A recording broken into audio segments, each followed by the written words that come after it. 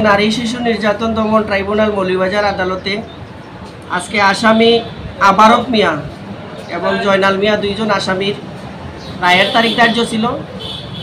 বিজ্ঞ আদালত দীর্ঘ ৬-৭টা তারিখ পরে আজকে রায় ঘোষণা করছেন। দুইজন আসামি সর্বশেষ মৃত্যুদণ্ডের রায় দিয়েছেন এবং ১ লক্ষ টাকা জরিমানা। কিন্তু আমি আসামি পক্ষের আইনজীবী হিসাবে এই মামলার দীর্ঘ অনেকগুলো সাক্ষী আদালতে উপস্থিত হয়েছেন। এই সাক্ষী সর্বশেষ সাক্ষী পর্যন্ত একজন সাক্ষীও, একমাত্র আইইউ এবং ডাক্তার ব্যতীত একজন সাক্ষীও আসামিদের এই যে আবারক এবং জয়নাল তাদের নাম বলে নাই এবং তারা এই ঘটনার সাথে জড়িত ছিল মর্মে কোনো সন্দেহ করে নাই। জেরাতে অনেক রকমভাবে বলা হয়েছে যে এই আসামিরা ঘটনার লোকে জড়িত আছে কিনা বা এই ভিকটিমের সাথে পূর্ব থেকে পরিচিত ছিল কিনা, কিন্তু এ ব্যাপারে বাদী পক্ষ এবং বাদীর যারা সকল সাক্ষীগণ বলছে যে আসামিরা জড়িত না। তারপরও বিজ্ঞ নারী ও শিশু নির্যাতনের ট্রাইব্যুনালের বিজ্ঞ বিচারক মহোদয় আজকে এই মামলার সুরতাল রিপোর্ট, ময়নাতদন্ত রিপোর্ট এবং একজন আসামির 164 জবানবন্দির ভিত্তিতে এই মৃত্যুদণ্ডের রায় দিয়েছে। আমি একজন আইনজীবী হিসাবে মনে করি এই আমার যে আসামি আবারক মিয়া ন্যায় বিচার হইতে বঞ্চিত হয়েছে এবং সেই আদালতের রায়ের বিরুদ্ধে আমরা উচ্চ আদালতে, আপিল আদালতে, মহামান্য হাইকোর্টে আমরা যাব এবং সেখানে আশা করি সেই আপিলের মাধ্যমে আমার আসামি এই আবারক মিয়া খালাস পাবে এবং আমরা ন্যায় বিচার। আসামিদের উপস্থিতিতে এই বিচার কার্য সম্পন্ন হয়েছে এবং বাদী বিবাদী উভয় পক্ষ উপস্থিত ছিল কিনা?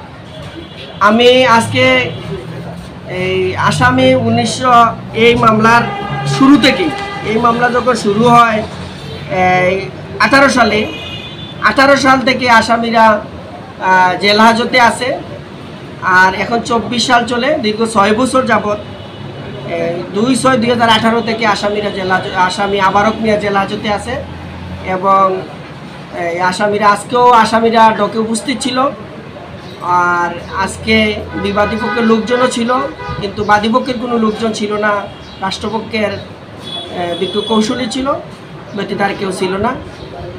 আমরা মর্মাহত, যেহেতু আমরা আসামি এই সর্বোচ্চ সাজা দিয়েছেন। আচ্ছা, কি বিষয়ে মামলা হয়েছিল? কোন আদালতে? একটা মামলা হয়েছিল রাজনগর মাসুগাঙ্গে, একটি লাশ পাওয়া গেছে অজ্ঞাতনামা এক মহিলার। সেই মাসুগাঙ্গের যে লাশ পাওয়া গেছে সেই লাশের ভিত্তিতে তারা এই আসামিদেরকে সন্দেহমূলকভাবে এই আসামি আবারককে ধৃত করার পরে সে তাকে ধরে নিয়ে পরে আদালতে 164 দিয়েছে। তার এই স্বীকারোক্তির ভিত্তিতে এই মামলাটা চালু হয়েছে এবং সেই মামলায় সে তখন থেকে জেল হাজতে আছে। কিন্তু আসামি আবারক সাফাই সাক্ষীতে, এই মামলার সাফাই সাক্ষীতে সে বলেছে সে তাকে এবং তার মা বাবা ভাইকে ধৃত করে একসাথে থানায় নিয়ে গেছিল। সেখানে তাকে শারীরিকভাবে টর্চারিং, নির্যাতন করে তার কাছ থেকে স্বীকারোক্তি আদায় করেছিল। সেই স্বীকারোক্তি সে নিজ স্বইচ্ছায় দেয় নাই, নির্যাতনের কারণে দিয়েছে। Advocate Mohammad Billal Hossain, judge court Moulvibazar.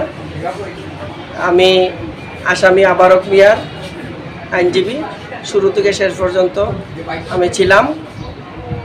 কিন্তু এই মামলায় আজকে রায় দিয়েছে বিজ্ঞ নারী শিশু নির্যাতন দমন ট্রাইব্যুনাল আদালত।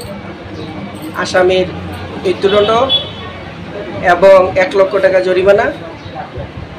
কিন্তু আমরা এই আদালতের আদেশের বিরুদ্ধে মহামান্য হাইকোর্টে আপিল দায়ের করব এবং আশা করি বিজ্ঞ এই নারী শিশু নির্যাতন ট্রাইব্যুনালে ন্যায় বিচার না পাইলেও আমরা মহামান্য হাইকোর্টে আসামি পক্ষে ন্যায় বিচার পাবো এবং আসামি খালাস পাবো।